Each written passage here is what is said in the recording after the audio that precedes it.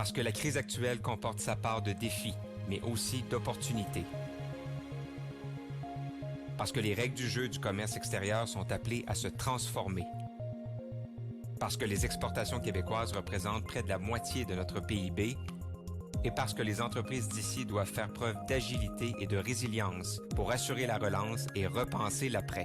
La Fédération des chambres de commerce du Québec et BMO présentent la nouvelle série de rencontres virtuelles 360 Corex. Invités réputés, thématiques d'actualité et solutions concrètes pour aborder cette nouvelle réalité. Une réflexion à 360 degrés pour faire le tour de la question. Les rencontres virtuelles 360 Corex, ensemble pour propulser la relance.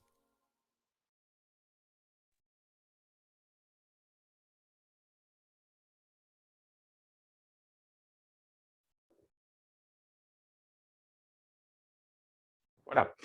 Bonjour, bonjour à tous. Bon matin, je me présente, Charles Milliard, PDG de la Fédération des chambres de commerce du Québec. Alors, je vous souhaite la bienvenue à cet événement de notre série 360 Corex.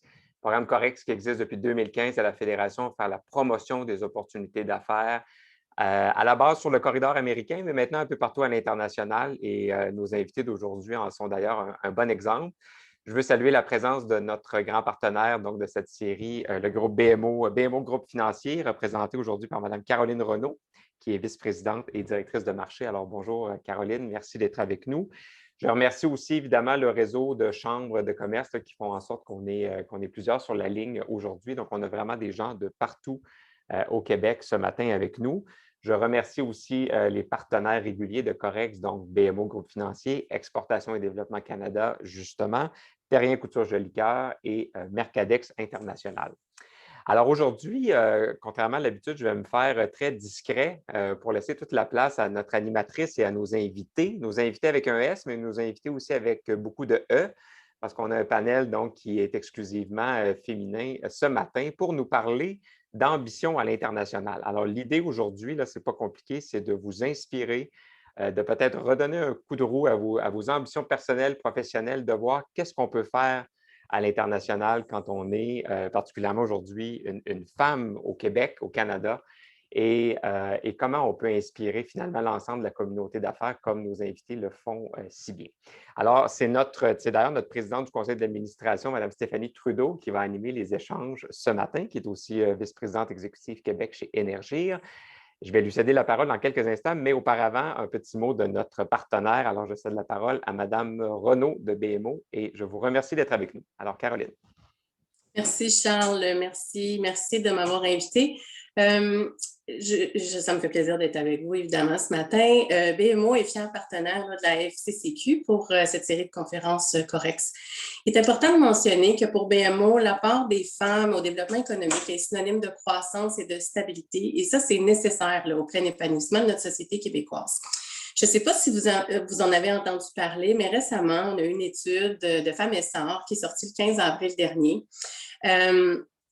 qui mentionnait que si le nombre d'entreprises détenues par des femmes au Québec augmentait de 35 % en 10 ans, ce qui peut sembler beaucoup, là, mais ce qui semble un objectif atteignable selon cette étude, cela permettrait de générer de 21 000 à 45 000 emplois supplémentaires au Québec et cela aura un impact sur la masse salariale entre 900 millions et 1,9 milliard. C'est très considérable. Il faut noter qu'en ce moment, c'est important d'avoir ça en tête, les femmes détiennent 25 % des entreprises qui sont constituées en société et que ce nombre a connu une grande croissance dans les 3 dernières années. 32 % pour des entreprises détenues par des femmes versus 3,7 % pour des entreprises détenues par des femmes. Donc, les femmes sont 3 fois plus nombreuses qu'il y a 10 ans à vouloir se lancer en affaires. C'est important de garder ça en tête. On a des belles statistiques comme ça. Également, rappelons-nous que le Québec est l'un des endroits au monde qui intègre le mieux les femmes sur le marché du travail. Le Québec occupe le 2e rang mondial parmi 32 États de l'OCDE au chapitre du taux d'emploi chez les femmes de 25 à 54 ans. C'était de 83,4 % en 2019 au Québec. Dans ce contexte, il est important de s'assurer du rayonnement de nos femmes à l'international pour partager ce qui se fait ici, pour apprendre des autres, mais aussi pour attirer les meilleurs à venir s'installer au Québec. Sur ce, tout comme vous, j'ai très hâte d'écouter nos conférencières à ce sujet. Bonne conférence à tous. Et je cède maintenant la parole à Stéphanie Trudeau. Merci, Madame Renaud. Merci, Caroline. Donc, c'est un plaisir de constater l'implication de BMO dans l'avancement des femmes dans le monde des affaires ici et à l'international. Merci également, Charles, pour l'opportunité d'animer un panel avec des femmes au parcours si inspirant. En tant que présidente du CA de la FCCQ, je suis très heureuse de voir que c'est une thématique qui est porteuse et qui suscite beaucoup d'intérêt auprès de nos membres. Je suis contente de voir la participation. Bonjour d'ailleurs à toutes et à tous. Donc, au cours des dernières années, on a assisté à l'augmentation de la proportion des femmes qui occupent des postes clés dans les cercles d'influence à l'international. Et nos 3 intervenantes d'aujourd'hui sont les dignes représentantes de cet heureux changement de paradigme. Toutefois, si j'ai qu'un chiffre à vous donner, qui s'ajoute à celui de Caroline et qui n'est pas nécessairement heureux, c'est que dans les entreprises du S&P 500, les femmes ne représentent qu'approximativement 6 des PDG. Le chemin à parcourir est encore long et cette discussion contribuera certainement à démontrer les facettes intéressantes d'un leadership au féminin. Sans plus tarder, je vous présente notre première invitée, Isabelle Hudon. Je ne peux pas passer sous silence qu'elle m'a donné ma première chance professionnelle dans mon domaine d'études alors que j'étais encore à l'université. Un nombril pas sec, comme on dit en bon français. Depuis, je ne dirais pas ça fait combien d'années, car ça ne nous avantage pas, mais j'ai eu le bonheur de la croiser et de la côtoyer à de très nombreuses reprises depuis ce moment-là et de la voir franchir, toujours avec beaucoup de fierté, des nouveaux sommets. Je la texte souvent pour la féliciter, lui dire que je suis fière d'elle. Donc, depuis 2017, Isabelle Hudon est la première ambassadrice du Canada en France et à Monaco. Et ce n'est pas un secret pour personne, la future présidente directrice générale de la BDC, renommée au Canada comme femme d'affaires reconnue pour un leadership exceptionnel fondé, pour ceux qui la connaissent, sur une énergie débordante, une implication soutenue.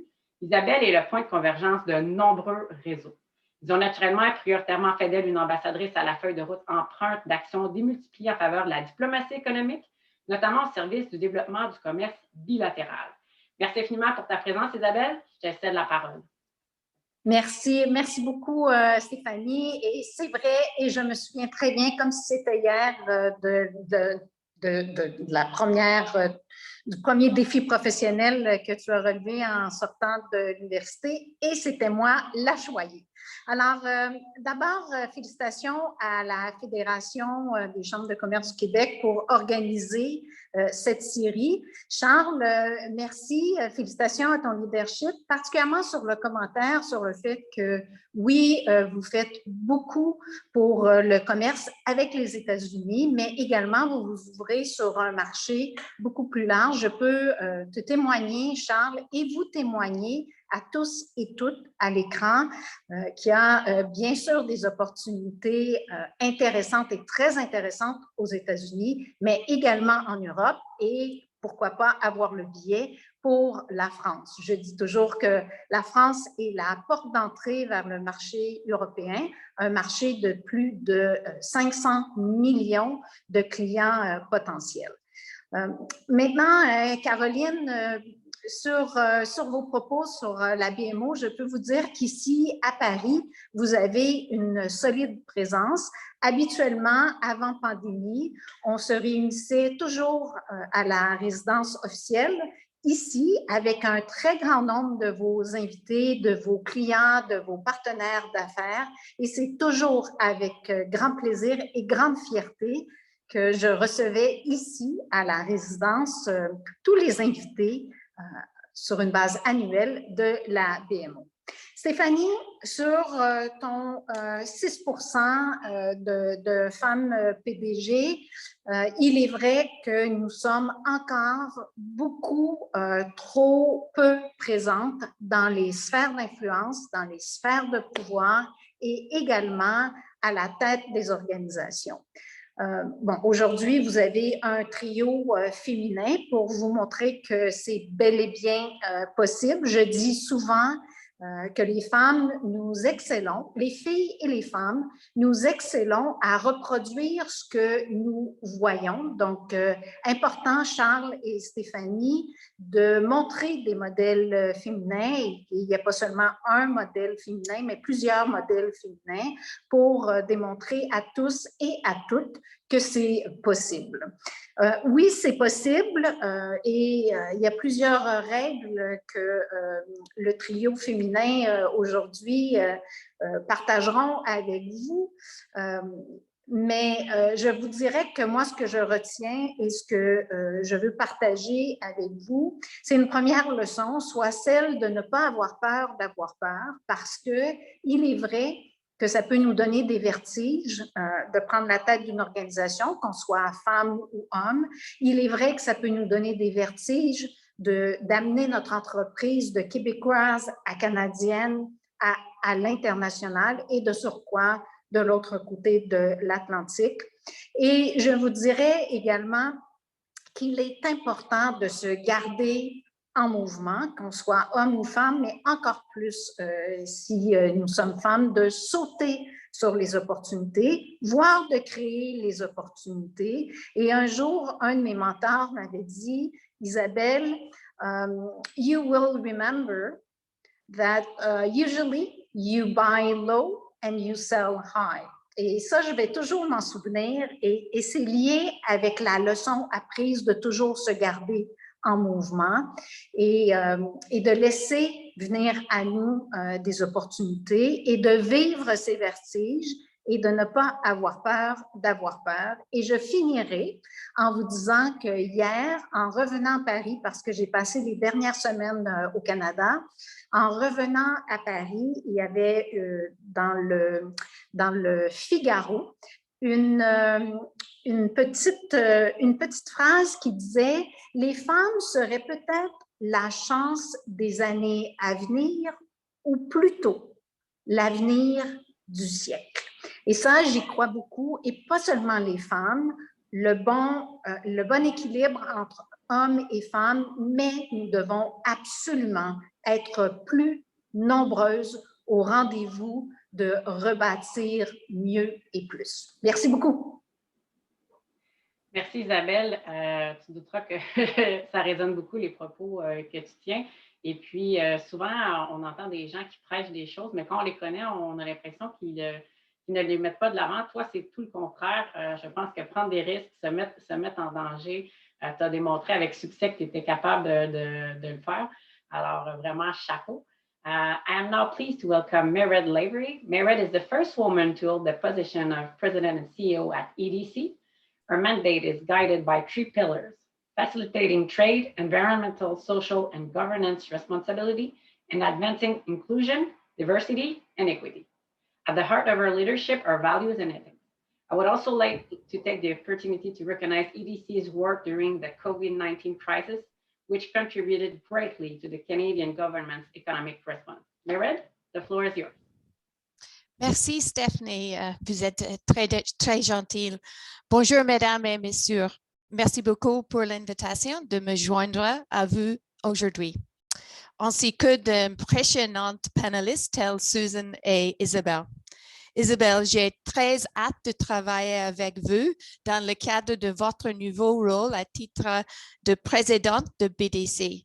And Susan, it's a delight to be back working with you again.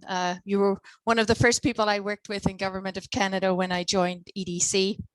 It's also a great pleasure to be invited to join the FCCQ in this very important series and to address a topic close to my heart.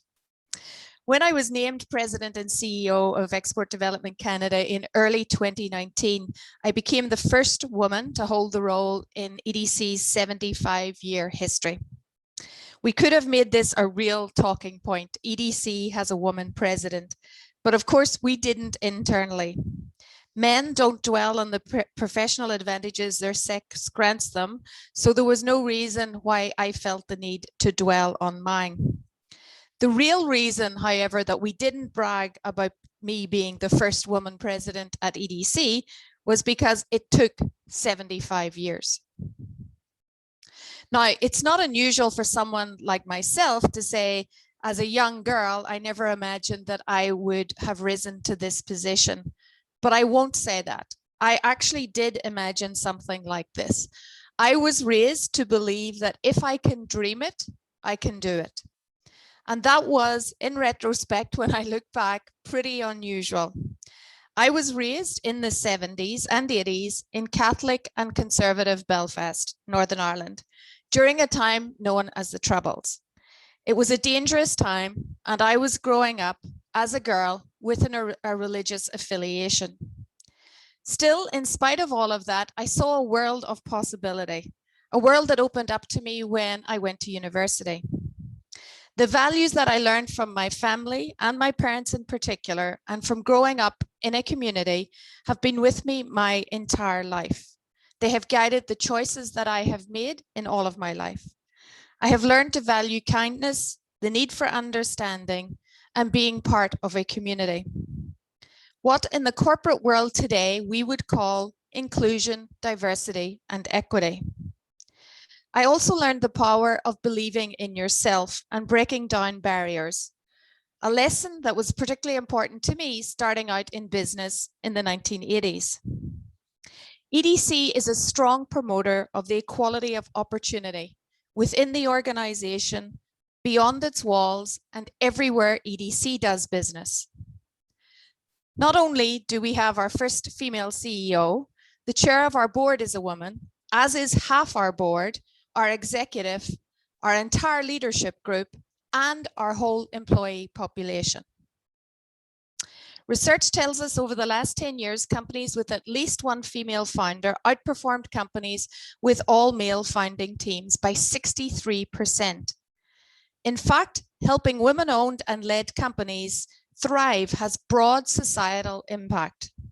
Increasing the number of women-owned SMEs by just 10% would add $150 billion to Canada's economy. Yes, you heard it right, $150 billion. That's a really compelling argument to support women leaders. And that's why almost 3 years ago at EDC, we thought about setting an ambitious target to help women entrepreneurs. By setting a target of stimulating $250 million in trade by women-owned and led exporters. But you know what? It turned out that number was not big enough.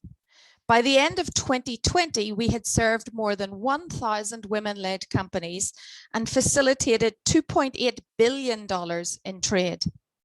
Our new target for 2023 is to serve 2,000 women-owned and led companies and facilitate $6 billion in trade annually.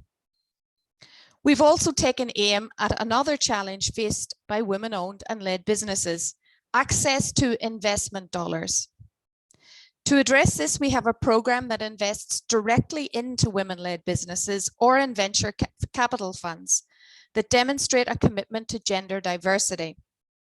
As of the end of 2020, we had directed over $43 million of a $100 million fund to these type of investments.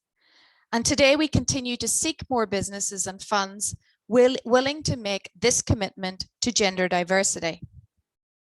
I should also note that I have the absolute pleasure of being the chair of FinDev Canada, Canada's development finance institution, which has gender at the heart of all of its activities.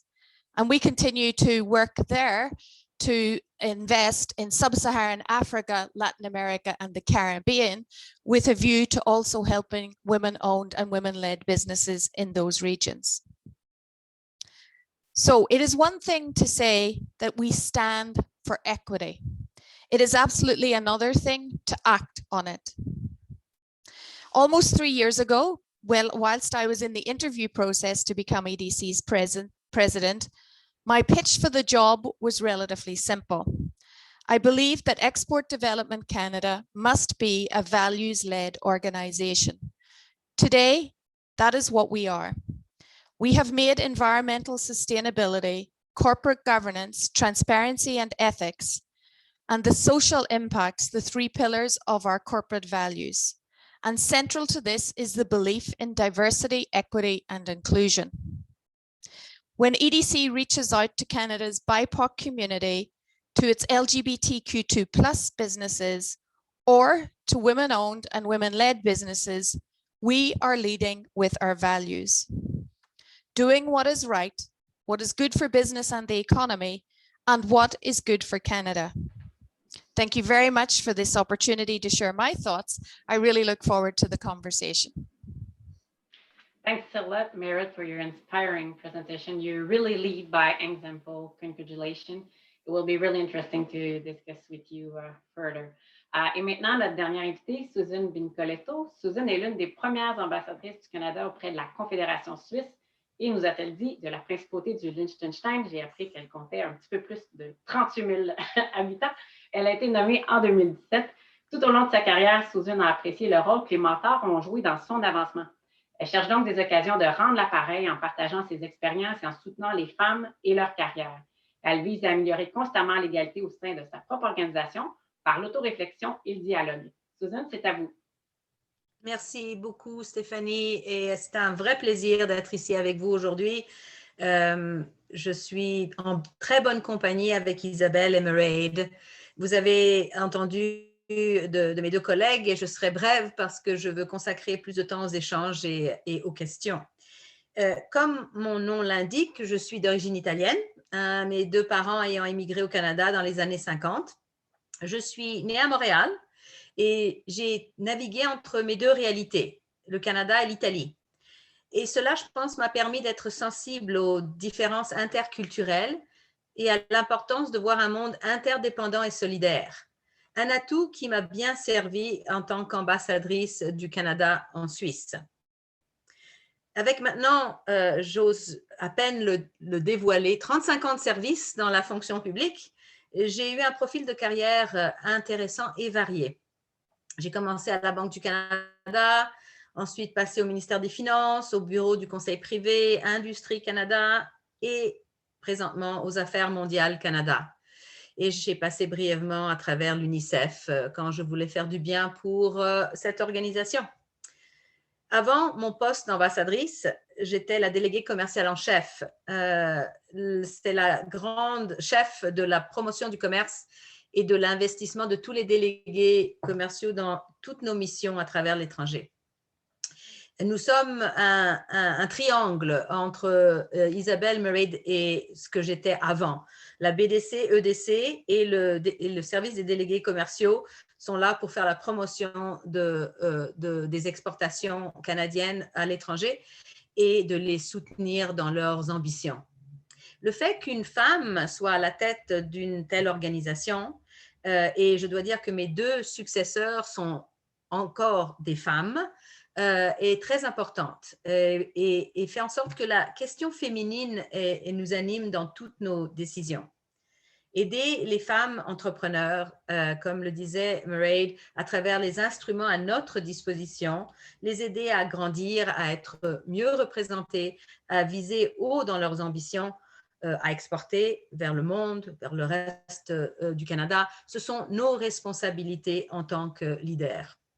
Nous devons appuyer, encourager et inspirer. C'est notre rôle. Et nous devons nous assurer que les outils et les structures soient fermement en place pour que le progrès ne dépende pas seulement de nous, mais des leaders à venir. J'aimerais vous laisser avec 3 réflexions que j'ai apprises au cours de ma carrière. La première est d'être ouvert au changement. Mon cheminement n'a jamais été linéaire, toujours à l'affût de nouveaux défis, même si parfois terrifiants. Isabelle l'a mentionné, ne pas avoir peur. Et ils m'ont amené où je suis en Suisse aujourd'hui. Si je n'avais pas eu cette possibilité, peut-être je ne serais pas ici. Donc, il faut être ouvert aux possibilités. Passionné par le bien public, je suis restée dans le gouvernement, dans la sphère gouvernementale le plus souvent. J'avais devant moi plusieurs opportunités. Il ne restait qu'à les prendre au vol. La peur était souvent présente, mais la conquérir était une grande satisfaction. On doit passer par l'inconfort pour grandir.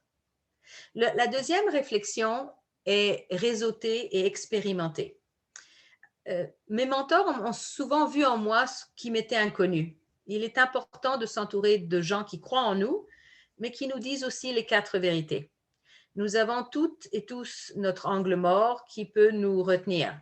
Demander de l'aide n'est pas un signe de défaite, au contraire, un signe de courage. Troisième réflexion, et la dernière, est très simple. Si c'était facile, tout le monde le ferait. Et c'est parce que c'est difficile que c'est important. Il est important de se questionner, de réfléchir et d'accepter que les choses ne soient pas toujours comme on aimerait. Et là, c'est important de s'entourer de gens qui pensent différemment, qui nous poussent dans nos réflexions et qui ensemble mènent à des meilleurs résultats. On dit que les compagnies, et il y a eu plusieurs statistiques tout à l'heure, qui ont plus de femmes à leur tête sont plus productives et résilientes. Et il est temps aujourd'hui aussi de penser de la même façon en utilisant une approche intersectionnelle. Merci beaucoup de l'invitation. C'est un honneur pour moi d'être ici avec vous et j'ai bien hâte à la discussion qui va suivre. Merci beaucoup. Merci beaucoup, Susan. Je pense que ça doit parler à beaucoup de femmes, les 3 points que vous avez amenés à la fin, qui entrecoupé aussi les propos de vos collègues. Mais souvent, j'ai l'impression que chez les femmes, on aime ça avoir plus de prévisibilité dans la carrière et plus linéaire. Puis effectivement, comme vous le dites et comme le disait Isabelle, il faut savoir se mettre à risque, prendre les opportunités, se faire confiance. Et aussi, lorsque vous parlez de réseauter, c'est pour ça que c'est important d'avoir des événements comme aujourd'hui. J'étais très, très contente de voir la proportion de femmes qui est inscrite aujourd'hui à l'activité de la FCCQ. C'est quelque chose que l'on est peut-être un petit peu moins à l'aise de faire, certaines femmes. Alors, je pense que vous avez tout à fait raison. Donc, on se lance dans notre période d'échange. Vous êtes des pionnières dans des rôles clés. Vous influencez clairement, habilement et stratégiquement le cours des affaires internationales. Et je trouve qu'on questionne souvent les femmes dans les événements avec des femmes comme vous, inspirantes, au sujet des embûches qu'elles ont peut-être rencontrées. Et je suis certaine que vous en avez eu, mais j'ai plutôt envie, si ça vous dit, de vous poser un peu la question inverse. Est-ce que ça se peut qu'à un certain moment dans votre cheminement, être une femme a été un atout? Alors, si c'est le cas, est-ce que vous pourriez en parler peut-être, Isabelle? Est-ce que d'être une femme a pu être un atout à certains moments? Ah oui, je le confirme. J'ai été la première femme à la tête de la Chambre de commerce, la première femme ici à l'ambassade à Paris. Et sincèrement, et Monique Jérôme-Forget dit souvent, ça ne me dérange pas du tout d'avoir été choisie parce que je suis une femme. Et prenons un pas de recul. Suzanne et moi, on appartient à ce monde de la diplomatie. En 2015, il y avait moins de 23% des chefs de mission canadiens et canadiennes qui étaient des femmes en 2015. Bon, le gouvernement actuel de M. Trudeau a été élu. Vous vous souviendrez qu'en 2015, les journalistes lui avaient posé la question « Mais pourquoi former un cabinet paritaire? » Et il avait répondu « Parce qu'on est en 2015. » Bon, c'était une déclaration choc, mais quand même qui a marqué plusieurs décisions et plusieurs actions dans le gouvernement, entre autres de féminiser la représentation canadienne à l'étranger et de 2015 à, on va dire 2020, mais plutôt 2019, on est passé de 23 à 50% des chefs de mission femmes, sans quota, sans obligation, mais avec une réelle volonté. Et évidemment qu'à Paris, en 2017, le premier ministre voulait nommer une femme parce que quand même, c'est pas très difficile à vivre en France là, pour une femme. Il y a des pays beaucoup plus difficiles où s'installer et il n'y avait pas eu encore de femmes à la tête de l'ambassade ici. Et donc, c'est sûr que moi, on a pu cocher la boîte que j'étais une femme, vrai. J'ai à offrir plein d'autres aspects, mais ce fut un élément important. Et je pense aussi, Stéphanie, que de prendre la présidence de la BDC, parce que je serai la première femme présidente de la BDC, mais oui, exactement comme à EDC, ça fait 75 ans et il n'y a encore pas eu de femme.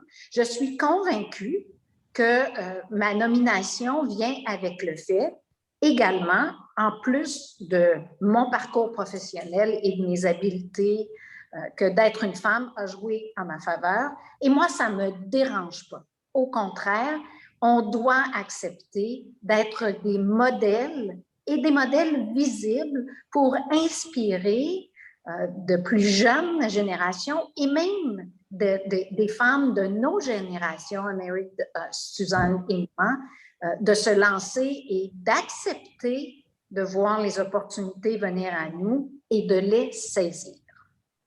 Tout à fait. Avant de céder la parole à Susan et à Mirad à ce sujet-là, peut-être une petite complémentaire pour toi, Isabelle.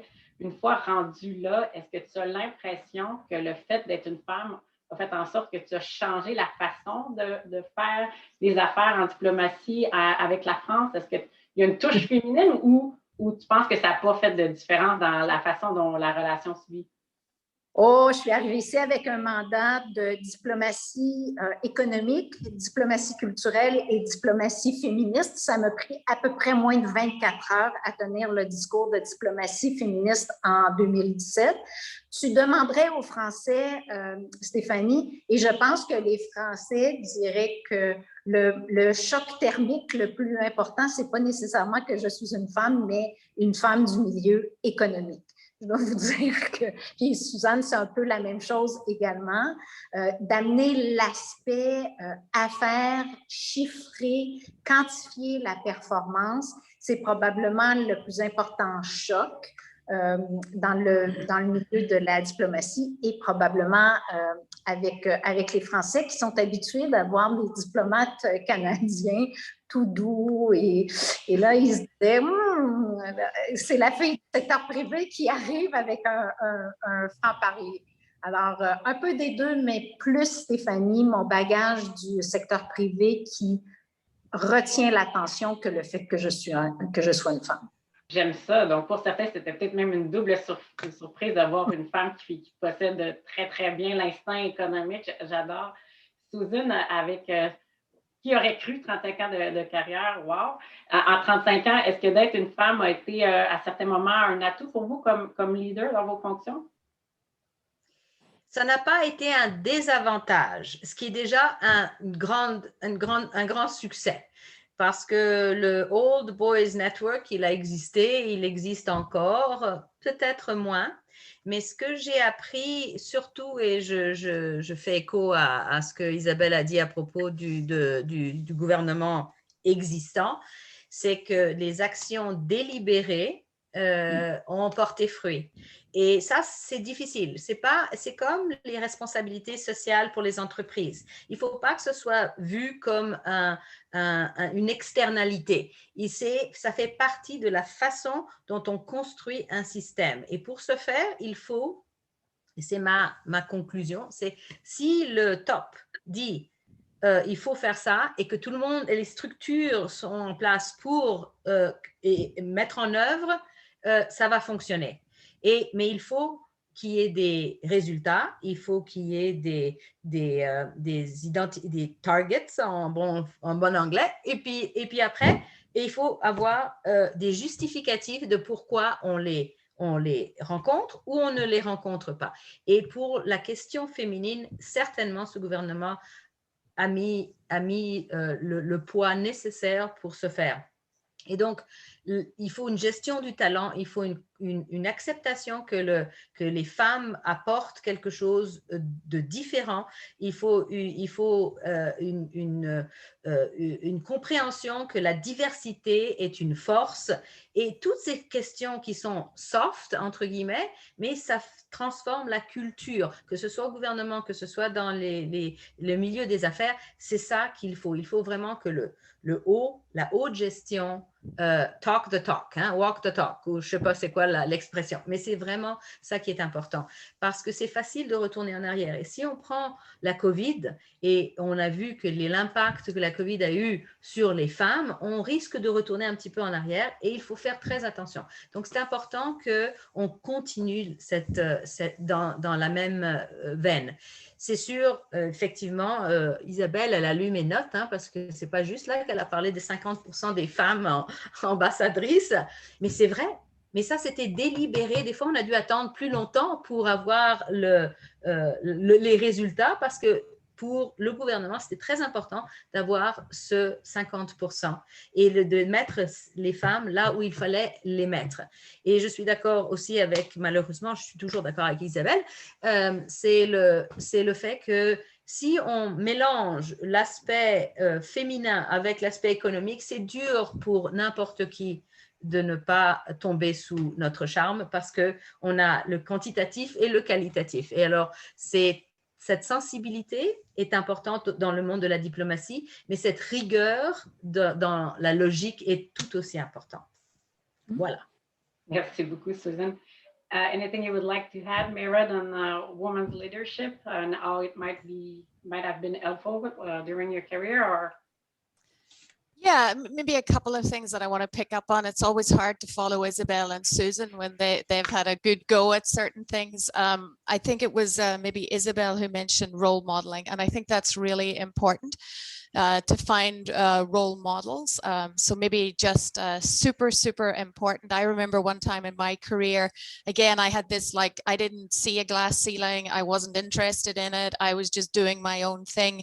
And I had a boss who actually took me aside and made the point to me that whilst I was confident enough to do what I needed to get done, there were others who actually needed to hear me talk about my experience and needed me to role model it.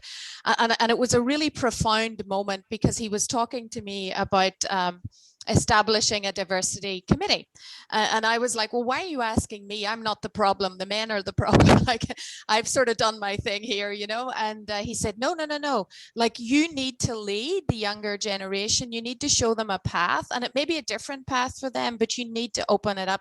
And it was such a profound moment for me to have a man tell me that I needed to be a role model. And that really set me on my journey of thinking about diversity and inclusion and thinking about what I could do to really help. And I stand on the shoulders of many women who have gone before me in business, who maybe didn't have the opportunity to reach the levels that I did, but they showed that women could do the job at all levels in the organization and in all different ways. And I'm so lucky at EDC, where we have 20 offices across Canada. We have 22 offices around the world. And we have women moving all over those locations into international assignments and showing the new generation, the younger generation, that they also can have that type of career. So I think the importance of role modeling is really important for women leaders to demonstrate. And then I'll pick up on one of Susan's points, and that's targets. Les buts, Susan, I think, like, super interesting. I remember when we first put targets in place, people were like, well, this just doesn't work. You're just trying to meet a number. Like, why would you want to do this? Perhaps also the belief that these women didn't really deserve the position. They were just a quota, and quota was a word that was used to me a lot. But honestly, what it did was put focus in the right places. It started the right conversations. Why wasn't there gender parity? Why were people not focused on this? And it led to, I would say, people being unconsciously biased to then actually becoming conscious about what they were doing, to then lead them to actually become consciously competent, such that now I find lots of my leaders saying, you know, they don't want to see the names in an interview process because they don't want to be biased in any direction, whether it's females, whether it's our Black employees, whether it's LGBTQ2+, they just don't want to have that bias. So, you know, you have to start somewhere, and I'm extremely happy that it was with respect to targets or goals.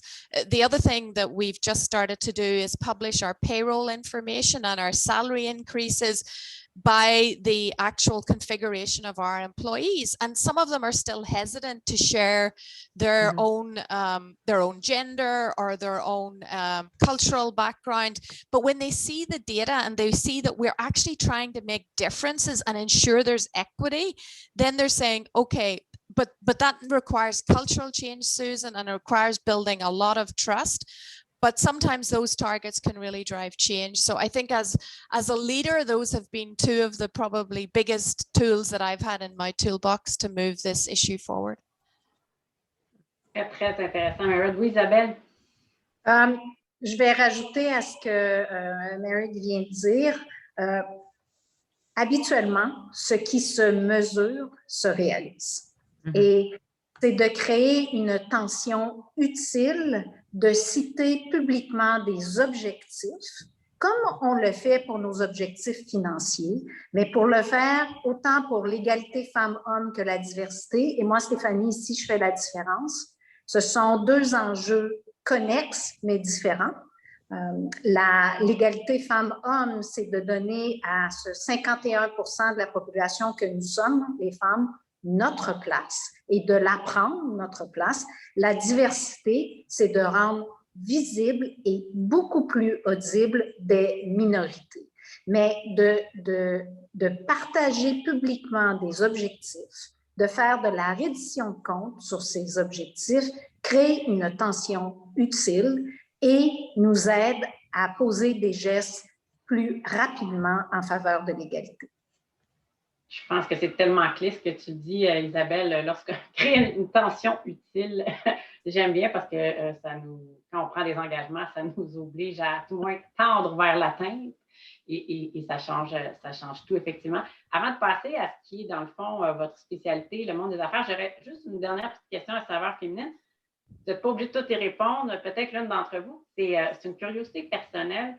J'ai déjà travaillé pour une multinationale et les femmes étaient beaucoup moins mobiles pour changer de pays. Plusieurs étaient mamans. J'ai l'impression que c'était souvent ça qu'on s'accrochait. C'était mon cas de ouais, ben, jeune enfant. Est-ce que c'est quelque chose que vous voyez encore, cette moins grande mobilité chez les femmes? Est-ce que la génération montante, vous pensez, va être plus ouverte à bouger, famille ou pas? Est-ce que c'est quelque chose qui tente à changer? Si je peux juste, en étant une très jeune diplomate, pas en âge, mais en expérience, c'est sûr que c'est pas facile. C'est un vrai défi. Mon père était diplomate italien et ma mère l'a suivi partout et elle s'occupait des enfants. Ça, ce paradigme est très simple. La vie n'est plus comme ça. La vie, c'est le couple, quelle que soit la composition, ils ont tous leur carrière, ils veulent, et dépendamment de leur possibilité de travailler à distance. Et la COVID a démontré que c'est possible. Et donc, il faut prendre ça comme une opportunité de dire, mon mari est ici avec moi, ça fait 3 ans et demi qu'il est ici avec moi, il travaille pour le gouvernement fédéral à distance, il était seul. Les gens l'oubliaient à Ottawa. Maintenant, il n'est plus seul. Tout le monde est dans la même situation. Donc, ça se peut très bien que les choses vont s'améliorer. Aux affaires mondiales, il y a des couples diplomates et le ministère essaie de les envoyer ensemble dans le même pays, dans la même ville. Le problème, c'est que si quelqu'un est chef de mission et l'autre travaille dans la mission, ben, c'est difficile parce qu'un ne peut pas être le patron de l'autre. Et donc, il y a des ajustements qui vont devoir être nécessaires. La chose qui me fait espérer, c'est que les pères ou les maris aujourd'hui ont changé d'attitude. Ce n'est pas toujours eux qui sont les premiers dans le couple. Et cette capacité de donner, ça pourrait fonctionner mieux maintenant. Les pères veulent rester à la maison et être avec leurs enfants. Les pères, on le voit dans les débats sociaux de congé parental, etc. Les pères ne veulent pas faire du surtemps constamment. Ils veulent un équilibre vie-famille. Et je pense que c'est là où les choses pourraient changer au niveau de la famille, mais aussi au niveau de l'entreprise, qu'elle soit gouvernementale ou autre, qui va permettre aux employés de trouver cet équilibre. Donc, on n'est pas encore là. C'est sûr que la mobilité est un problème, ce n'est pas le seul problème, c'est le changement culturel, c'est l'adaptation. Il y a plein de choses qui font en sorte qu'être à l'étranger, dans une multinationale ou pour le gouvernement canadien, c'est difficile, mais je vois du progrès, personnellement. Oh, ça fait chaud. Stephanie, can I jump in? For sure. I think one of the worst things that has happened is the word of the use balance. Because then everybody thinks that it needs to be 50-50 and like it just doesn't exist. And what Susan was talking about is, you know, whatever the family setup might be, children, partner, parents, aging parents, it doesn't matter. Everyone has a different reality and they have to do what's sort of right in the moment for them as a family, whatever it looks like. And it may not be balanced. It may may mean that one of the partners is giving up something at a point in time, or the other one is succeeding. And it's that sort of like the change over time that has to be done. Like my husband followed me. I'm like you, Susan. He followed me to Canada. I'm an immigrant to Canada. I came for 2 years. I never thought I would stay and become a citizen. I did. And I was lucky at that point. It worked. He decided to follow me, but there's been times when in our relationship, I followed him and I had to do things that were different for him. So it's not about balance. It's sort of like, what's the opportunity at the point in time and can you make it work? I do think, Susan, you're right. Teletravail has really opened up many employers opportunities, and certainly even for us at EDC, like we were very restricted and you had to work in this office and you had to do it like this. Like on March 9th, we put everybody, 1,800 people working from home, and we did it. So like now it's like, oh no, why are we not recruiting across Canada? Why are we not doing things really differently? But for our customers, what it means is, there's a real shift going on in business as well. I think you'll see more people wanting to recruit locally and maybe having different business models and different ways of doing things. And they'll still want some of their people to travel. But there's a huge, Stephanie, change coming, whether it's just people's views about the environment and business travel, etc. So anyway, it's a really exciting time. I think employers are going to be looking for talent. There's going to be a talent shortage, and they're probably more open than they ever were to different models of working, which I think will really help women. Ça va être aidant, vous avez raison. Puis quand j'ai entendu dire ça n'existe pas la balance, je me suis dit, oh mon Dieu, Isabelle va partir avec la POC. On va être ici à 2 heures, on va dire, ça n'existe pas l'équilibre travail. Vas-y, Isabelle. Annie, tu m'as entendu 100 fois plus qu'une dire ça, mais notre objectif de vie, de toute une vie, devrait nous permettre à la fin de notre vie de pouvoir dire qu'on a eu une vie équilibrée, mais de grâce, ne faisons pas de cet objectif un objectif quotidien. Moi, je dis toujours, ayons l'objectif de gérer notre déséquilibre, particulièrement entre 25 et 40, 45 ans, c'est le chaos. C'est le chaos parce que c'est à la fois progression professionnelle, la carrière de un, la carrière de l'autre, les enfants. Donc, c'est le chaos, mais visons plutôt le déséquilibre. À chaque soir, vous allez rentrer à la maison, pouvoir cocher la boîte en disant « J'ai réussi à gérer mon déséquilibre ». Deuxième... C'est très, très vrai ce que tu dis. Puis il y a des participants hommes et ça s'adresse aussi à eux qui prennent de plus en plus de place dans la vie familiale et même dans leur propre vie personnelle. Puis ce qui est l'équilibre une semaine puis que tu te sens comme correct, ça se peut que ce ne soit pas ça le mois prochain. Il ne faut pas avoir une notion statique de « il est où notre équilibre personnel » parce que, dépendamment de comment on est émotivement, des fois, ça va être correct pour nous de réseauter 5 soirs par semaine, puis après ça, on a envie de ne pas sortir pendant 2 semaines. Je pense qu'il faut se donner cette latitude-là aussi de gérer le déséquilibre, comment on le sent, tu sais. Deuxième point que je veux faire sur les propos de mes collègues de ce trio féminin aujourd'hui, c'est sur la réinvention du travail à la sortie de la pandémie avec un partage entre du télétravail qui va rester dans la norme et du travail en présentiel. Mon plus grand vertige, c'est de voir plus de femmes que d'hommes de sauter sur l'opportunité de faire du 5 jours de travail à la maison. Attention, mesdames. Attention, parce que ce serait de s'exclure nous-mêmes de la table de décision, de la table d'influence. On le sait très bien, des discussions de corridor, c'est là souvent qu'on prend des décisions versus dans des réunions formelles. Donc, je ne dis pas qu'il ne faut pas trouver un mix entre le présentiel et le télétravail, mais attention, et à nous nous 4 qui dirigeons des équipes, surveillons les datas et nous avons la responsabilité de dire à certaines femmes, ou enfin dans le bassin du talent féminin, si on voit qu'il y a une tangente trop lourde à voir toutes les femmes ou une trop grande majorité des femmes dans nos équipes à s'exclure du milieu de travail, ça sera notre responsabilité, cette fois-ci, Stéphanie, de trouver l'équilibre. Mais si je peux juste interrompre, l'expérience que j'ai moi ici en Suisse, c'est exactement le contraire. C'est les hommes, les jeunes 40 ans, là, avec des jeunes enfants, qui préfèrent rester à la maison. Et donc, oui, mais c'est ça. Donc c'est eux, ils disent, mais je suis tout aussi productif à la maison qu'au bureau. Et là, j'ai la flexibilité de pouvoir faire des choses avec mes enfants et je ne veux pas retourner au travail. Donc, ça dépend vraiment de la culture également. Alors, ça, c'est intéressant. Il faudra faire la distinction entre les différentes cultures. On va vous prendre quelques hommes suisses ici qui vont venir faire du télétravail. On va faire un programme de mobilité. Là. On va créer des couples suisses québécois.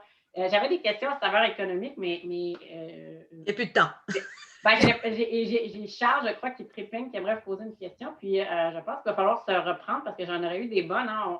On ressort d'une année assez difficile et j'aurais aimé vous entendre sur les perspectives du commerce moderne, mais je pense qu'on va devoir remettre ça, sinon on n'arrivera pas à faire le tour. Alors, Charles, je te cède la parole. Mesdames, ce fut vraiment, je savais que ce serait un plaisir de vous entendre, mais c'est beau à voir, vous êtes extrêmement inspirante. Et lâchez pas de mettre une tension utile, comme dit Isabelle. Charles, je te cède la parole. Merci, merci Stéphanie. En fait, ma question, elle est désintéressée, mais je pense que ça va intéresser les participants. Premièrement, merci à vous quatre. Ça a été vraiment un plaisir de vous entendre. Et honnêtement, le chat n'a jamais été autant en feu là, à la Fédération. Donc, il y a vraiment beaucoup de commentaires très positifs là, sur l'inspiration que vous apportez ce matin. Alors, je tiens à le dire. Je salue aussi la présence de Ruth Vachon du réseau des femmes d'affaires du Québec, Ruth, on aurait très bien pu inviter aussi ce matin et qui fait arriver beaucoup de choses, je pense, pour les femmes dans le milieu des affaires au quotidien. Alors, je veux saluer la présence de Ruth ce matin. J'ai la chance de faire partie d'un groupe de réflexion. Là, on a mis quelques hommes dans le panier là, de ce groupe-là qui s'appelle un groupe de réflexion sur la féminisation du leadership. Parce que c'est deux choses différentes, hein, vous savez, d'avoir des femmes dans des positions de leadership, mais après ça, d'amener une certaine féminisation du leadership, donc peut-être des nouveaux instincts, des nouveaux réflexes d'affaires ou des façons de faire finalement des affaires dans notre comportement au quotidien. Et je regarde d'autres femmes inspirantes à l'international, donc vous êtes des femmes très inspirantes canadiennes. Je regarde Mme von der Leyen qui préside la Commission européenne, je regarde Mme Lagarde qui probablement aura un track record difficile à battre dans l'histoire, ministre de l'Économie de la France, direction du FMI, direction de la Banque centrale européenne. Alors, est-ce que ces femmes-là, à titre d'exemple, sont des femmes dans une position de leadership ou amènent, vous croyez, une certaine féminisation du leadership? Et est-ce que c'est ce que vous souhaitez faire aussi de votre côté? Alors, peut-être Mme Hudon qui me fait beaucoup de non-verbal. C'est parce que Charles, je pense qu'un est l'autre, l'autre est l'un. C'est-à-dire que je pense que c'est la même chose d'avoir des femmes dans des postes de leadership et de féminiser le leadership. L'un est à peu près synonyme de l'autre. Oui, nous amenons de différentes perspectives les femmes autour d'une table. Et ces perspectives ne sont pas meilleures ou pires, mais différentes. Et c'est le complément de la réflexion homme-femme qui nous fait prendre aux organisations des décisions bien mieux éclairées.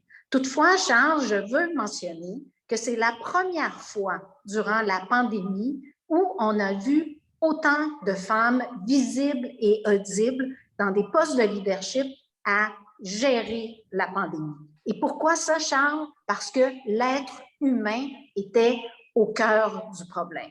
Et nous, les femmes, particulièrement, quand c'est l'être humain qui est au cœur d'un problème, on lève la main, on lève les deux mains, on n'est pas timide face à notre ambition et à vouloir aider. Ce que j'aimerais qu'on se rappelle, c'est qu'à la sortie de la pandémie, et Charles, vous voyez vos PDG préparer des plans de relance, j'ai un peu le vertige à voir des anciennes équipes mâles se remettre en place pour diriger le plan de relance. Nous qui sommes à la tête d'organisation, il faut veiller au grain. Et Charles, également l'organisation que vous présidez, vous devez veiller au grain à ce que le nouveau monde se rebâtisse mieux et avec des femmes autour de la table. Alors, oui, pour plus de femmes dans des postes de leadership, pour féminiser l'approche, mais pas seulement, pour qu'il y ait le complément homme-femme dans la prise de décision. Excellent, merci. We have a few minutes left. Mrs. Lavery, do you want to go on? Yeah, maybe just pick up where Isabel was sort of leading off from, and there not really being a difference. I think it's all about inclusion. Like, imagine we're here today, it's 2021, and we're talking about women in leadership, and whether it's women in leadership or feminist leadership. Like, can you imagine what we could actually achieve as a society when we bring all people into society and actually have the benefit? Like, we have big problems in the world to solve: climate change, pandemics, human rights. There are huge, and we need everyone actually at the table to solve this. So for me, it's about inclusion. It's not necessarily about feminism. It's about inclusion, and it's getting the best ideas to the table and making sure their voices are heard, and that then we can move forward with the best ideas. Because like, I look at our customer base isn't all white men or white women. It's a really different blend. We work in 200 countries around the world. We need to understand those cultural differences. We need to help Canadian companies understand them. So for me, it's about bringing everyone to the table. And I do believe that women actually don't feel threatened by that. So we're willing to be inclusive. We're willing to bring those voices to the table. Does it mean that we're willing to give away our responsibility to take decisions? No, but it does mean that we're willing to actually bring everyone in for a really inclusive conversation, and that will be the difference going forward. And I think it's one of Canada's biggest advantages. It's immigration policy, it's diverse culture that will help us understand the customers we're trying to serve around the world. I fully believe in inclusive leadership. Dernier commentaire, merci Madame Bincoletto, avant que je redonne la parole à Madame Renaud de BMO pour le mot de la fin. Alors, ce qui m'a beaucoup frappé, c'est lorsque Madame van der Leyen est allée en Turquie et comment elle s'est fait traiter. Et elle est allée devant la commission et elle a fait un discours assez impressionnant en disant qu'un homme n'aurait jamais été traité comme ça. Et c'est pas acceptable, c'est pas européen, c'est pas plein de choses. Et le fait qu'elle ait dit ça avec le calme nécessaire, mais avec la fermeté évidente, c'était un point extrêmement important. Et ça, c'est ce que représente le leadership féminin. C'est pas les femmes qui sont hystériques comme des fois on nous fait croire, c'est délibéré et c'est injuste. Donc, ce que Murray disait à propos des valeurs, c'est à propos de la justice, c'est de la tolérance. On parle d'inclusion, diversité, on peut dire plein de mots, mais c'est à propos de on est tous pareils en étant différents et il faut être traité de la même façon. Et je pense que c'est ce qu'on est en train d'essayer de faire à travers des processus, des discussions, des débats, des consultations pour arriver à un point où on peut être à l'aise dans nos différences et à l'aise ensemble à discuter des points de vue qui sont des fois polarisés. Et ça, c'est la difficulté en termes de la sauvegarde de la démocratie. On l'a vu dans les dernières années. Il faut faire très attention. Donc, le genre est une chose, mais il y a beaucoup d'autres choses auxquelles il faut faire attention dans les moments où il y a des crises. Ça amène le pire et le meilleur des gens. Voilà. Merci. Effectivement, le discours de Mme van der Leyen suite à l'incident en Turquie, si vous pouvez aller sur Google, tapez ça, là, vous allez voir que c'est assez frustrant et par la suite inspirant, la réponse qu'elle a donnée à tout ça. Alors, écoutez, notre temps est écoulé. Je veux vous remercier à vous trois, remercier notre animatrice aussi. Parfois, on a des idées à la Fédération, on se dit ça va être bon, mais là, ça exceeding expectations, that's what we did this morning. Alors, merci beaucoup à vous quatre. Ça a été vraiment un grand plaisir. Je vais vous inviter, Mme Hudon parlait de l'importance de développer aussi sur le corridor Est-Ouest. La semaine prochaine, mercredi prochain, on a un événement correct justement pour faire la promotion des accords internationaux qui demeurent sous-utilisés et l'accord global avec l'Union européenne en est un. Alors, mercredi prochain, avec les gens de Terrien Couture Jolicoeur, à 8 h, on aura ce webinaire. Alors, je vous souhaite une excellente fin de journée et je cède la parole à Mme Renaud pour le mot de la fin. Merci. Je vais prendre une minute. J'en aurais pris encore, mesdames. C'était du bonbon. C'était excellent, des échanges riches. Beaucoup de contenu, beaucoup d'expérience. J'ai appris beaucoup de choses. J'ai noté plein de choses. Je ne vous garde pas longtemps, tout le monde, mais étant donné aussi que je suis une femme dirigeante BMO, je pense que le lead by example que vous avez amené, Marie, moi, c'est quelque chose qui me parle beaucoup. Gardez en tête que nous avons une responsabilité comme leader au niveau de on a parlé de diversité, d'inclusion, l'égalité, mais c'est surtout la différence entre nous tous qui fait qu'on est plus fort. Donc, j'ai beaucoup aimé ça, mais pour se rendre là, effectivement, il ne faut pas avoir peur d'avoir peur. Si je reprends les mots d'Isabelle, sautons sur les opportunités pour allons diriger justement et avoir cette influence-là.